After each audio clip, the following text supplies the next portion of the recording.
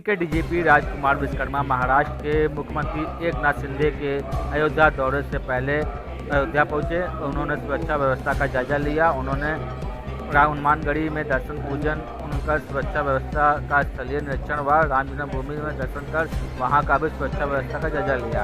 Police line सभागार में press conference के दौरान उन्होंने कहा कि आने वाले दिनों में जो भी राम जन्मभूमि की सुरक्षा व्यवस्था करनी है उस पर मंथन किया गया। राम जन्मभूमि में आइसोलेशन एरिया, गर्भगृह, रेड जोन व बाहर येलो जोन, ग्रीन जोन व ब्लू जोन है। 2.77 एरिया आइसोलेशन जोन गर्भगृह 77 एकड़ एरिया रेड जोन में आता है। येलो जोन में 5 कोसी परिक्रमा परिधि, ग्रीन जोन में 14 कोसी परिक्रमा परिधि व ब्लू जोन में 84 कोसी परिक्रमा परिधि है। सभी जोन में क्या क्या सुरक्षा व्यवस्था करनी है उस पर विस्तृत रूप से चर्चा हुई है। आने वाले दिनों में यानी कि अगले वर्ष से राम मंदिर बनने के बाद अयोध्या में भारी भीड़ बढ़ने की संभावना है। अब से 4 या 5 गुना भीड़ होगी। मथुरा काशी के साथ दक्षिण भारतीय अयोध्या भी भारी संख्या में आते हैं। अयोध्या की सुरक्षा व्यवस्था के लिए 77 करोड़ रुपए की लागत से हथियार व सामान खरीद जाएंगे। Bullet proof jacket, anti wing guns, civilians व अन्य सामान खरीदे जाएंगे। सरयू के पास से टर्लिंग व मोटर बोट की व्यवस्था।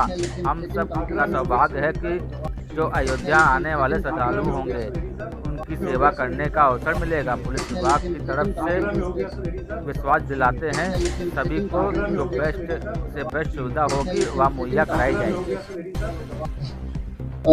राम जन्मभूमि में जैसा आप जानते हैं वहाँ पर आइसोलेशन है और ब्लू जोन है, जिसमें आपका 2.77 एकड़ का एरिया आता है। रेड जोन का पूरा 77 एकड़ का एरिया है और जो आपका येलो जोन है उसमें लगभग 5 कोसी परिक्रमा है और ग्रीन जोन जो है उसमें 14 कोसी परिक्रमा आती है और जो ब्लू जोन है उसमें नहीं करनी है।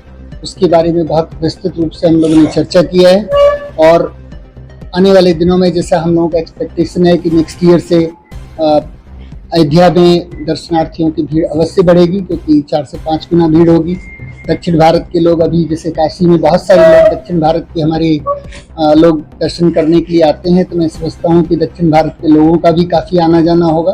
तो इसलिए हम लोगों ने लगभग 77 करोड़ के इक्विपमेंट्स का फाइनलाइजेशन किया है, जिसमें कि मेजर रूप से तमाम सारे वॉच टावर्स हैं, दर्शनार्थियों के लिए फैसिलिटेशन सेंटर्स की व्यवस्था है, टर्नस्टाइल है, बूम बैरियर्स है, बुलेट प्रूफ जैकेट्स है कर्मचारियों के लिए, एंटी यूवी गन्स हैं, यूएवी से सर्वेलेंस का है और जो पीछे सरयू नदी है उसकी तरफ ट्रॉलिंग का, मोटर बोट्स का और बहुत सारी सिक्योरिटी की जो व्यवस्थाएं हैं उस पर हम लोगों ने रिव्यू किया है। और आने वाले मैं समझता हूँ कि 10 सालों में जो हम लोगों का प्रोजेक्शन है तो धीरे धीरे जैसे जैसे ये क्षेत्र बढ़ता जाएगा तमाम सारे होटल्स और दर्शनार्थियों की भीड़ बढ़ेगी। उसके हिसाब से हम लोग पीरियडिकली उसको रिव्यू करते रहेंगे। इस संबंध में जो इंटरनल डिस्कस किया है, काशी, प्रयागराज, अयोध्या तीनों हम लोगों के हिसाब से इतने पवित्र स्थल हैं और जिस हिसाब से भीड़ है 10 सालों में मेरे ख्याल से 50 गुना भीड़ होगी, क्योंकि अभी साउथ इंडिया का क्राउड प्रयागराज थोड़ा काशी आता है, लेकिन वो प्रयागराज और अयोध्या अभी चूंकि बहुत सारी चीज़ें चल रही हैं, कंस्ट्रक्शन का काम चल रहा है, तो हम लोग उस ट्रैफिक को कैसे हैंडल करें। जैसे आप कह रहे हैं कहाँ पार्किंग देना है, कहाँ फैसिलिटेशन सेंटर देना है। आज जब हम लोगों ने बात किया तो एक एक चीज़, कहाँ लोग जूता उतारेंगे, अंदर किस तरफ से जाएंगे, वापस कैसे आएंगे, कहाँ से प्रसाद खरीदेंगे, वापस अपने बच्चे के साथ में बच्चे को कहाँ से कैसे बाहर निकालेंगे, बूढ़ा आदमी कैसे जाएगा, हर चीज़ की माइक्रो मैनेजमेंट के ऊपर हम लोगों ने डिस्कस किया।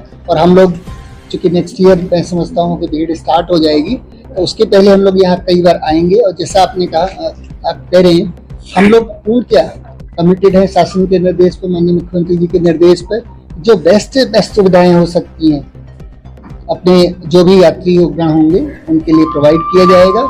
और जहाँ तक छोटे मोटे जिस तरह की आप बात कर रहे हैं पार्किंग स्थलों की, उस पर ही हम लोग आज डिस्कस किए हैं कि पार्किंग स्थल कहाँ होगा। क्योंकि काफ़ी लैंड एक्वायर हुई है, तो मैं समझता हूँ कि अयोध्या में एटलीस्ट पार्किंग की दिक्कत कोई नहीं है। जैसा हमने बताया, हम लोगों ने अलग अलग कंपोनेंट में डिस्कस किया।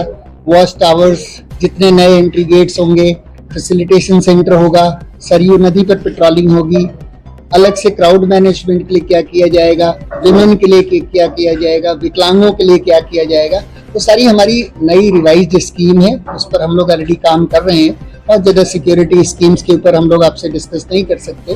और इस संबंध में हम लोग ऑलरेडी प्रोक्योरमेंट प्रोसेस चालू कर दिए। जैसे मैंने कहा, 70 करोड़ के आसपास के टोटल इक्विपमेंट्स हैं और सारे के सारे टेक्नोलॉजी ओरिएंटेड रहेगा। सिक्योरिटी